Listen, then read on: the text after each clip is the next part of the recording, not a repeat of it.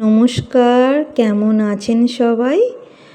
আমার নতুন একটি ভিডিওতে সকলকে জানাই স্বাগত। আজ দেখো সকাল 7টা বাজে আর এই যে কাঁকড়া দাদু আজকে ধরে ফেলেছি।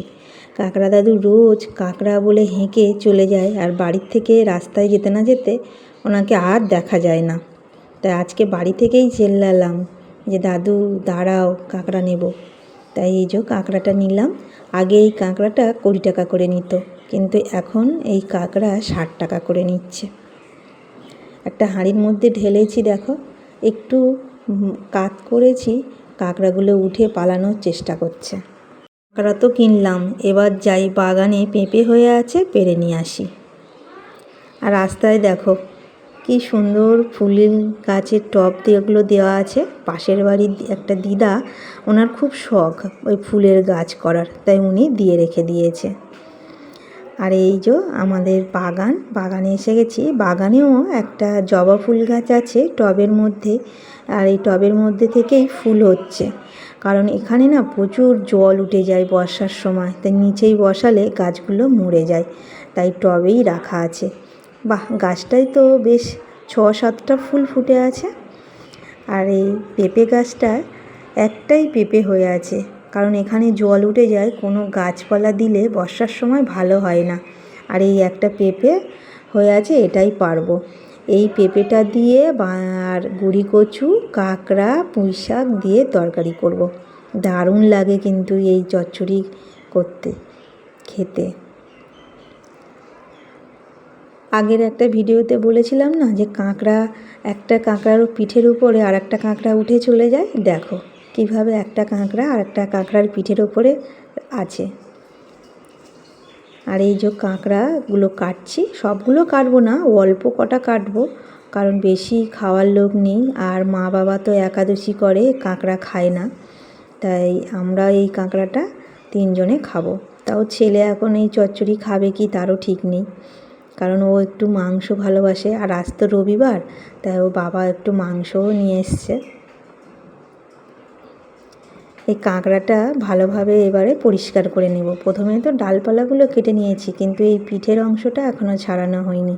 ভালোভাবে ধুয়ে নিয়েছি, নিয়ে এই যে পিঠের থেকে কাঁকড়াটা বার করে নিলাম। আর এই শাঁসগুলো, মানে এই নোংরাগুলো ফেলে দিচ্ছি। আর এই খোলার ভিতরে দেখো কত সুন্দর কাঁকড়া ঘি হয়েছে। আর এই কাঁকড়া তো মানে চচ্চড়ি করলে যা সুন্দর লাগবে, সে আর কি বলবো, দারুণ লাগে খেতে। কাঁকড়ার ভিতরে কিন্তু নোংরা থাকে, এই কাঁকড়ার ভিতরের নোংরাগুলো ভালোভাবে পরিষ্কার করে নিতে হয়। আর নিলে তারপর খেলে কোনো অসুবিধা হয় না। আর সব শুদ্ধ এই নোংরা শুদ্ধ খেলে কিন্তু পেট খারাপ করার ভয় থাকে। আর ছোটোবেলায় এই কাঁকড়া ধরার কত যে গল্প আছে। ব্যাস, গল্প করতে করতে কাঁকড়াগুলো কাটা হয়ে গেছে। এবার 2 দিকে 2টো কড়া বসিয়ে দিয়েছি।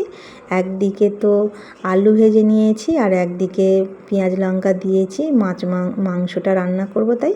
আর এই যে এখন মশলা করব, মিক্সারের মধ্যেই দেব, কারণ আজকে এসব কাটতে কাটতে দেরি হয়ে গেছে। আদা রসুন সব দিলাম, আর এই যে যা প্রত্যেকদিনের মশলা যেগুলো লাগে সেটাও ওর মধ্যে দিয়ে অল্প একটু জল দিয়ে মিক্সারে ঘুরিয়ে নেব।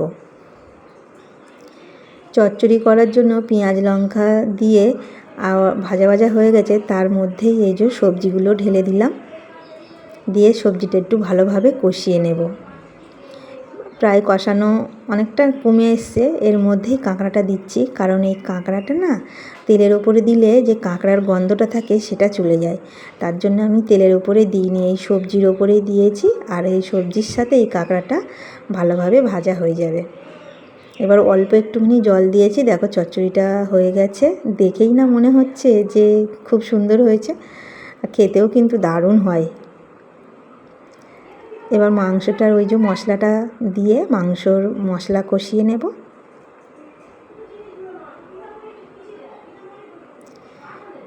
পরিমাণ মতো নুন আর পরিমাণ মতো হলুদ দিয়ে মশলাটা ভালোভাবে কষিয়ে নেব, নিয়ে এরপর মাংসটা এর মধ্যে ঢেলে দেব।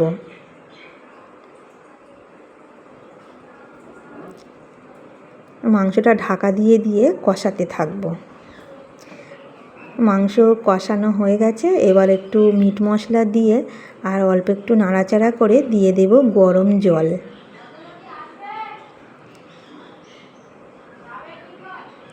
এবার ফুটিয়ে আর রেডি হয়ে যাবে। এই যে মাংসর ঝোল রেডি হয়ে গেছে। খেতে কিন্তু দারুণ স্বাদ হয়েছিল। দুপুর 2:30 বাজে খাওয়া হয়ে গেছে। আর এই যে আমাদের কেলো, একে যেই বলেছি কেলো আয়, ও ছুটতে চলে এসছে। ওর জন্য এই যে ভাত নিলাম আর তার সাথে 1-2 পিস মাংস নিলাম, আর বাড়তি যে হাড়গোড়গুলো ছিল সেটাও দিয়ে দিলাম। দিয়ে ওর ভাতটা মাখিয়ে দিচ্ছি, কারণ ও শুধু ভাত দিলে একদমই খায় না। আর দেখো আমার সাথে কেমন করছে, আমি আগে যেতে বলছি ও যাবে না। যে ভাত দিয়েছি আর কেলো খাচ্ছে, আমি দাঁড়িয়ে আছি কারণ অন্য একটা কুকুর এসে ভীষণ ঝামেলা করে। আমার ভিডিওটা কেমন লাগলো অবশ্যই কমেন্ট করে জানাবেন।